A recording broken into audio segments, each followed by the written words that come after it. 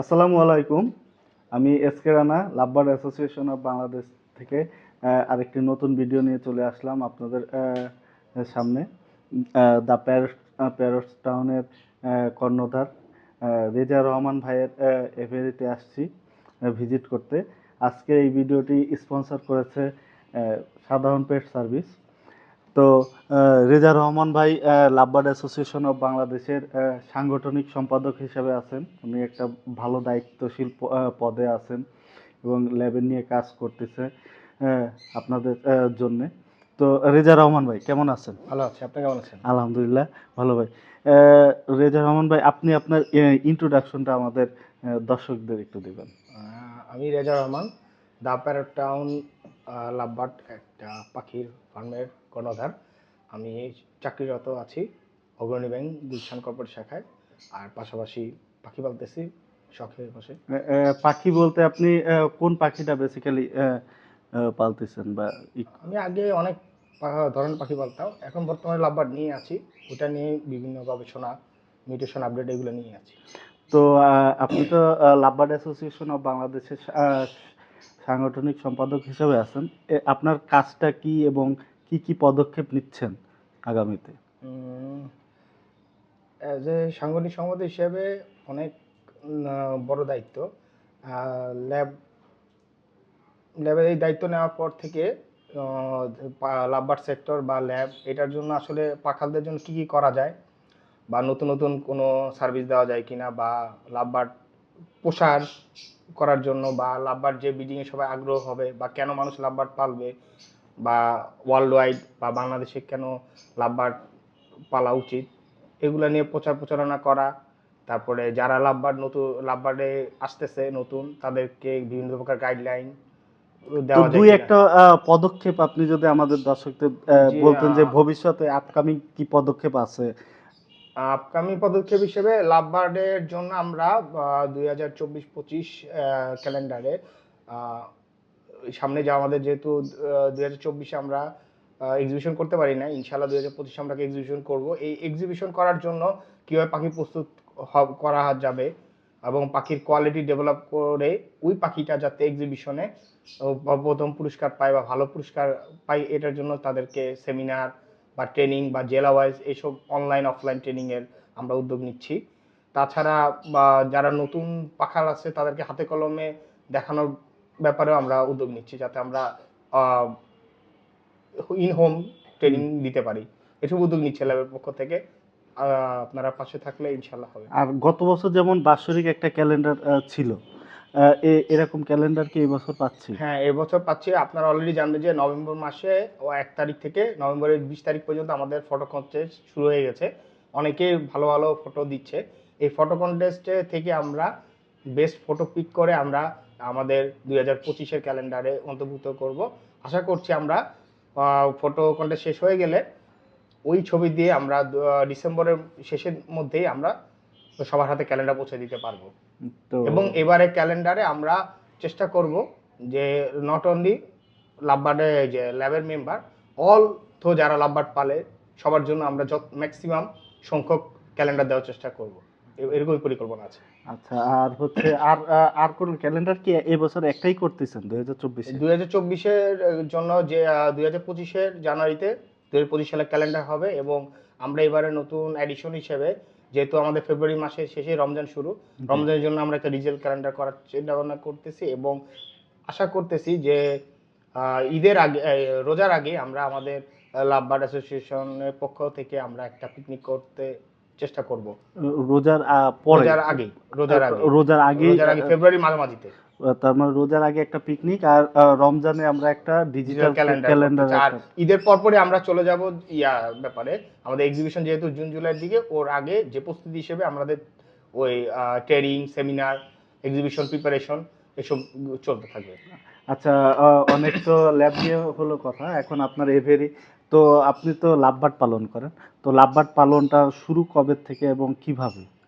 Basically আমি যখন করোনার সময় আমরা সবাই ঘরবন্দি ছিলাম, তখনই বেসিক্যালি আমি পাখি পালা স্টার্ট করি। তখন আমি জেপি বাজিগার, রেইনবো বাজিগার, আর নর্মাল বাজিগার, আর হইলো ককাটেল, আর লাভবার্ডের নন রিং নিয়ে শুরু করছি।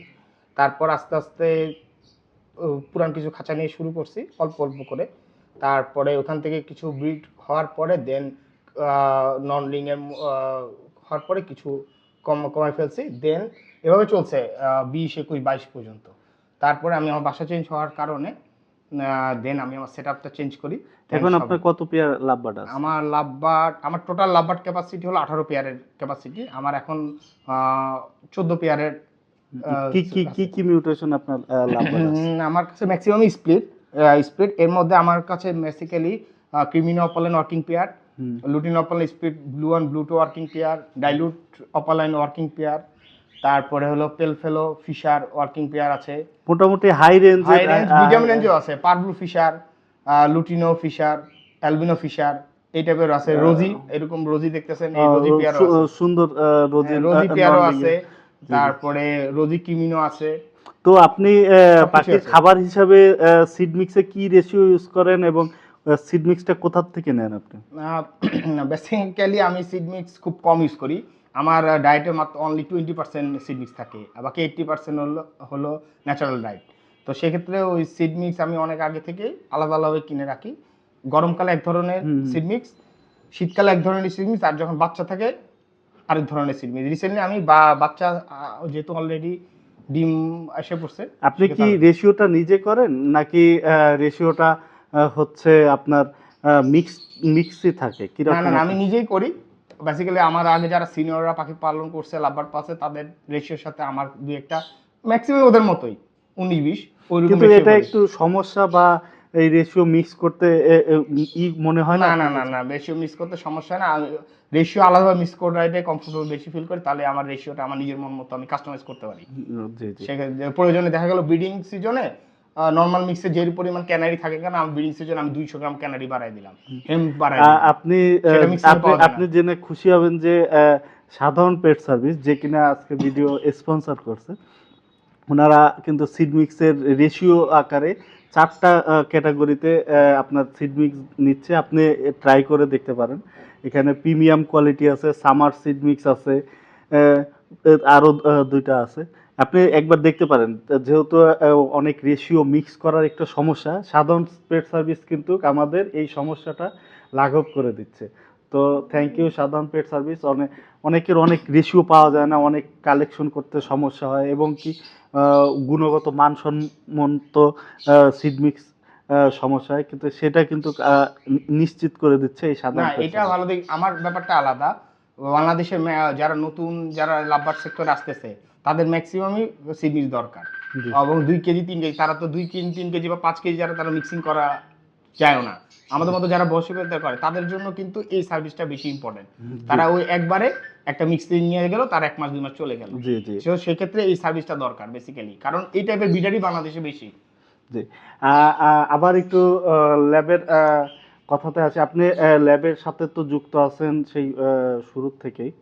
তো আপনার এই ল্যাবের শুরুটা কেমন ছিল? এখন কি রকম দেখতেছেন যে নতুনদের জন্য ল্যাব কি রকম কাজ করতেছে, বা আপনারা কি রকম পদক্ষেপ নিচ্ছেন নতুন ব্রিডার তৈরি করাতে? ফার্স্ট অফ অল বলবো যে ল্যাব, আমাদের যে লাভবার্ড সেক্টর যত যেই বালুক না কেন, আমি যখন 2020-এর দিকে এই সেক্টরে আসছি, পাখি সেক্টরে, তখন লাভবার্ড সবাই পালতো, কিন্তু ঘরোয়াভাবে লাভবার্ড পালতো, অনলাইন বিক্রি হতো। কিন্তু এই অর্গানাইজ ভাবে লাভবার্ড যে পালা যায়, বা অর্গানাইজ ভাবে যে লাভবার্ডের জন্য যে কিছু একটা করা যায়, এইটা কিন্তু প্রথম রোডম্যাপ কিন্তু ল্যাবই দেখাইছে। তারপরে উত্থান পতন ভালো মন্দ সবকিছু সংগঠনই থাকে, কিন্তু যেই উদ্দেশ্যে ল্যাব হয়েছে সেই উদ্দেশ্যে হয়তো পুরোপুরি না হলেও তারা আগে যাচ্ছে। এবং আমরা ডে চেষ্টা করতেছি যে যাতে লাভবার্ড, আসলে কি আমি আপনাকে একটা উদাহরণ দিয়ে বলি, সবকিছুরই কিন্তু একটা প্রমোশন দরকার। যেমন আমরা ক্রিকেট খেলা কেন দেখি? কারণ খেলতে আমাদের ভালো লাগে, এই জন্য আমরা ক্রিকেট খেলা দেখতে যাই। বাংলাদেশ যত খারাপ খেলে না কেন, আমরা ক্রিকেট খেলা দেখতে চাই। তেমনি পাখিটাও হচ্ছিল যে আমাদের এন্টারটেনমেন্ট বিষয়, শখের বিষয়, একটা মানসিক বিনোদনের বিষয়। সো এই জিনিসটা যখন মানুষ বুঝবে, তখন কিন্তু যে বাইরে মানুষ পাখি পালন করবে এবং এই নেশাটা তারা ধরে রাখবে। এইটাই আমাদের মেইন উদ্দেশ্য, যে মানুষের মধ্যে যে চাকরি করুক, সে ব্যবসায় হোক বা স্টুডেন্ট হোক, সে তার শখের 2 পেয়ার পাখি পালবে, তার মানসিক একটা বিনোদন হচ্ছে, তার সময় কাটতেছে, এবং কি এটা দরকার। এবং কি জেনে খুশি হবেন যে যে বাচ্চারা বা ঘরে যে 8-9 এর যে ছেলেরা আছে, এই সময়টা কিন্তু একটা খারাপ দিকে যাওয়ার সময় বা এই পাখি পালনটা কিন্তু এই যে খারাপ দিকগুলা সেগুলা বিমুখ করতে সহায়তা করে। এটা কিন্তু একটা পজিটিভ দিক পাখি পালন। এবং ল্যাব থেকে আমরা এইটাই প্রমোট করার চেষ্টা করতেছি।